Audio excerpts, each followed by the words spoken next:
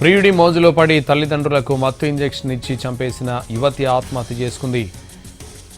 కొన్ని రోజుల క్రితం ఇదే కేసులో జైలు నుంచి బయటకు వచ్చింది సురేఖ. తిరిగి సంగారెడ్డికి వచ్చి సూసైడ్ చేసుకుంది. శాంతినగర్లోని ప్రైవేట్ హాస్టల్లో బలవన్మరణానికి పాల్పడింది.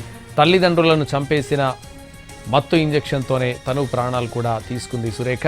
ఘటనా స్థలానికి చేరుకున్న సంగారెడ్డి టౌన్ పోలీసులు కేసు నమోదు చేసి దర్యాప్తు చేపట్టారు.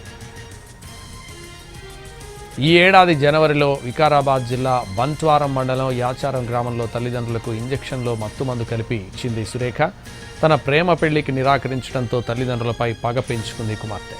మత్తుమందు ఇచ్చి చంపేసి తల్లిదండ్రులు అనారోగ్యంతో చనిపోయినట్లు నమ్మించింది. సురేఖ సంగారెడ్డిలో ఓ ప్రైవేట్ ఆసుపత్రిలో నర్సుగా పనిచేస్తున్న సమయంలో యువకుడిని ప్రేమించింది. తల్లిదండ్రులు ఒప్పుకోకపోవడంతో వాళ్లను హత్య చేసింది.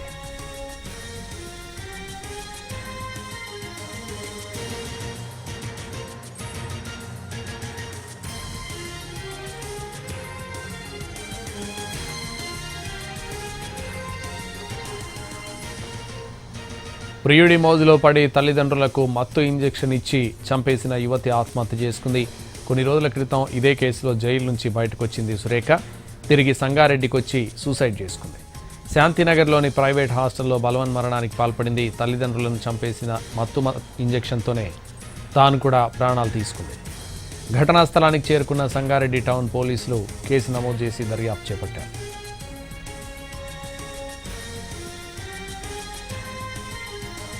ఈ ఏడాది జనవరిలో వికారాబాద్ జిల్లా బంట్వారం మండలం యాచారం గ్రామంలో తల్లిదండ్రులకు ఇంజెక్షన్లో మత్తుమందు కల్పించింది సురేఖ. తన ప్రేమ పెళ్లికి నిరాకరించడంతో తల్లిదండ్రులపై పగ పెంచుకుంది కుమార్తె. మత్తుమందు ఇచ్చి చంపేసి తల్లిదండ్రులు అనారోగ్యంతో చనిపోయినట్టు నమ్మించింది. సురేఖ సంగారెడ్డిలో ఓ ప్రైవేట్ ఆసుపత్రిలో నర్సుగా పనిచేస్తున్న సమయంలో యువకుడిని ప్రేమించింది. తల్లిదండ్రులు ఒప్పుకోకపోవడంతో వాళ్లను హత్య చేసింది.